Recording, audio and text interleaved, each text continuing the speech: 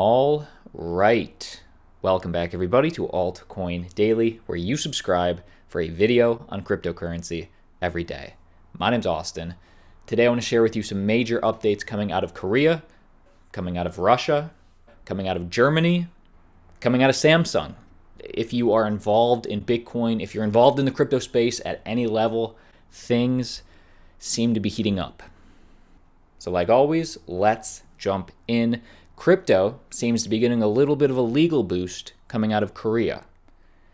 The Presidential Committee on the Fourth Industrial Revolution is calling on the government right now to recognize blockchain as an irresistible trend and is advising the government to systematize encrypted assets, i.e. cryptocurrency. Now, when you hear the words like systematize and legal, it doesn't always bode well for cryptocurrency. But in this case, Korea is saying that blockchain is an irresistible trend and we need to jump on this. And why is that? Well, they say they want to use it to help regulatory innovations, administrative improvements, and to activate startups, including giving legal status to encrypted assets. And not only is the government being advised to pay attention to blockchain, it's also being advised to pay attention to artificial intelligence and cybersecurity going into this next tech revolution. This is big. Let's be clear. They're talking specifically about blockchain and encrypted assets. So we're probably going to see way more competition for altcoins coming out of Korea in these next 5 years, just because it seems like they want to be the ones innovating in the space. But I believe this is pretty bullish for Bitcoin. It's going to bring a lot of awareness for Bitcoin. But my question to you is, why is Korea doing this now? I mean, they've always been neutral / semi-bullish on cryptocurrency, but why weren't they asking for this clarity in 2017 and 2018? Followed the clues. Because you got to ask yourself, who is South Korea's top trading partner? Well, this channel followed the clues for you. South Korea's top trading partner is China. What did China just do? China just became incredibly bullish on blockchain, and South Korea's main trading partner is China. Dominoes are falling. Well, that's South Korea. What about Germany?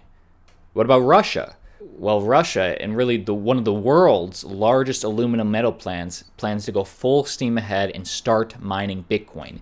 If you follow us on Twitter, then you already knew this information. I tweeted this out late last night. Russia's Rusal, which is the company, the world's second largest aluminum company, just announced their plan to repurpose a metal factory to host a Bitcoin mining farm so large it could account for 1/5 of the global output. Here we go. Now let's find out the details. Because this plant actually closed last year due to US sanctions, and now they're saying, hey, if we're not going to mine metals, we're just going to turn this into a Bitcoin mining hub. The Nadvoitsy aluminum plant in Russia's northern Karelia region, owned by Russian metals giant Rusal, stopped production last year after it lost access to American customers following the introduction of US sanctions against Rusal in April 2018. In a direct quote, "Now that the plant is unprofitable for Rusal, now that the electricity that was used in that plant is barely utilized, and now that the people living in the single industry town near the plant have nowhere to work, our idea is to repurpose the plant and sell computing power to mine Bitcoin." Now, to put this in perspective, Russia, the country as a whole, already currently mines 1/10 of the world's Bitcoin production. And now these private companies, if the US is going to put sanctions on them, they're going full steam ahead to use that electricity, to use that space, to start mining Bitcoin. I think what we're seeing out of Russia, out of South Korea, we'll get to Germany in a second, but I'm not saying this is going to affect the price today. For the next 5, 10, 20 years, things are heating up. Next piece of news, Samsung just got finished with the Mobile Business Summit, which is a big conference, and things were announced on Bitcoin, on Ethereum, and on more information about their upcoming blockchain platform SDK. And this is just a thing to help on, well, let's read this. It's their solution that actually tackles two of the biggest obstacles in expanding the DApp ecosystem: the security and the complexity of building a mobile-compatible DApp. So this is obviously Samsung comes with a huge user base, and they want developers to use their platform if they're coming into cryptocurrency. So Samsung really wants to open the door for developers and wants to be a part of expanding the DApp ecosystem. So these were the major updates that they really just clarified at this conference. But the big news that everybody's talking about is, if we zoom in right here, Cosmos, the altcoin, Ethereum, we knew about, and Enjin. These three altcoins are among, the altcoins chosen by Samsung that they think developers are going to be interested in. What do you think? Samsung obviously sees some value in Enjin and Cosmos and Ethereum and Bitcoin. And speaking of value, and please let me know your thoughts down below in the description. But this partnership turned out to be true, if you want to call it a partnership. It's really an integration. But Samsung will be integrating Tron and integrating mobile-compatible DApp building tools in their phones if developers want to experiment with this. So it's pretty interesting. If you hold Tron, you should be very happy. South Korean technology conglomerate Samsung has integrated Tron support to its decentralized DApp store, blockchain key store, what we were just talking about. And what this means, according to a release note published on October 29th to the Samsung developers website, Samsung Blockchain Key Store SDK version 1.2.0 now includes APIs and support for TRX transactions. I don't know, developers will be experimenting. Now, let's get to Germany. Right after we get to Intel, apparently just mentioned IOTA/Tangle in one of their patents for Internet of Things technology. So let me take you right to the patent images. Here's the official patent. If we scroll down, it seems to be for some sort of Internet of Things technology connect to your car, to your cell phone, to the server. But how much, if at all, is IOTA being utilized in this patent? So to find that out, I did the heavy digging, the heavy lifting, and I searched the term IOTA, and this is what I found. In some embodiments, the fog, whatever that means, may be a tangle, which is what IOTA is. It's not a blockchain, it's a tangle. The fog may be a tangle as defined by the IOTA Foundation. So this is interesting. I mean, it shows that Intel is trying to do what IOTA is doing, which is good news for IOTA. It also means that they might be getting some competition from Intel. If I get anything more concrete, I'll obviously let you know. But if you hold IOTA, they must be doing something right. And last piece of news before we get to the Germany Bitcoin update. So I guess second from last piece of news, but Bitcoin Cash just jumped up in price as Jihan takes back control of Bitmain. Here he is right here.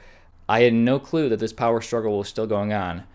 But did you notice Bitcoin Cash has risen over 10% now? We're over 290 following news a power struggle at Bitmain has been settled in favor of Jihan, who is the prominent Bitcoin Cash supporter and now running the biggest Bitcoin mining operation.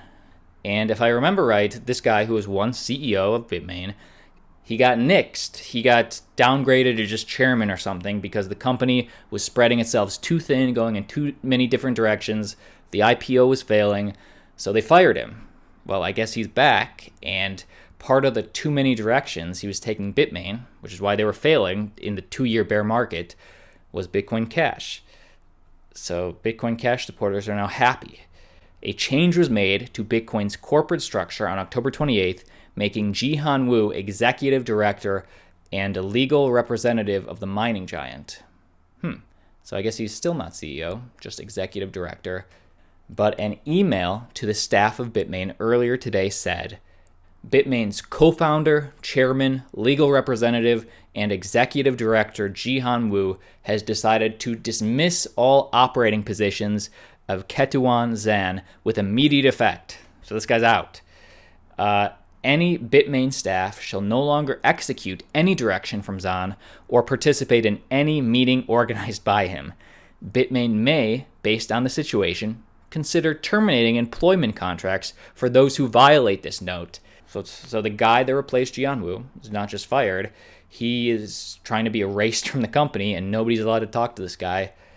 And Jihan back in. People at Bitcoin Cash are excited. Should be very interesting. Now, if you don't know, Bitcoin Cash, it's faster than Bitcoin, it's cheaper than Bitcoin, but it's way less secure, and it's way more centralized than Bitcoin. It's not centralized like Stellar or XRP, but it's a lot more centralized than Bitcoin. And some of you have been asking me, hey, why don't you talk about Bitcoin Cash's halving? That's happening in 2020, before Bitcoin's. Why do you only hype up the Bitcoin halving? Well, Bitcoin Cash's halving, Dan Held says, will be catastrophic. And I don't know if it'll really be catastrophic, but this statement backs up a big portion of what I feel about Bitcoin Cash's halving. Because Bitcoin Cash's halving arrives in roughly 161 days, a slightly shorter term than Bitcoin's halving date. So it's coming before Bitcoin's halving. Dan Held from Kraken expects the event to spell doom for the BCH network. And who knows if it will, but whatever happens to the price, this statement will definitely be true, which is Bcash's halving occurs first, meaning the block subsidy will drop in half. Meaning, just like at every halving, it's going to become half as profitable for the miners mining Bcash, meaning that miners are going to switch to Bitcoin since it has the same hashing algorithm, and Bitcoin's profitability will be the same as it ever was until Bitcoin's halving. But as all those miners switch over to Bitcoin, which they want to make the most money, so a lot of them probably will, the security spend becomes dangerously low, and it puts it more in danger of a 50% attack. So we'll see, but if Bitcoin Cash's halving was after Bitcoin's, then I'd be saying a different thing. But because it's before Bitcoin's, I mean, it seems no question that the miners will switch off this and mine Bitcoin, and that's dangerous for Bitcoin Cash. I don't know. You tell me if you have a different opinion, please voice it down below. Last piece of news, cryptocurrencies like Bitcoin are not real money, says the German parliament. Never been more bullish from Korea or Russia. Germany is going the other way. So it's not all rainbows and butterflies. They say that Bitcoin is not a payment vehicle. They say it's not a store of value. Basically all the FUD that we've heard about Bitcoin over the last 10 years. But they also say that stablecoins are not an alternative to fiat money either. In a direct quote, they say, it will be ensured that stablecoins do not establish themselves as an alternative to state currencies and thus call into question the existing monetary system. So they do not want to upset the current monetary system, whether it be with Bitcoin or stablecoins. So, I mean, this is big bearish news. Germany represents a lot of people, but, if all the other dominoes are falling, Germany will be forced to fall. But we'll see. What do you think? That is the video for today. My name's Austin. Like always, I'll see you tomorrow.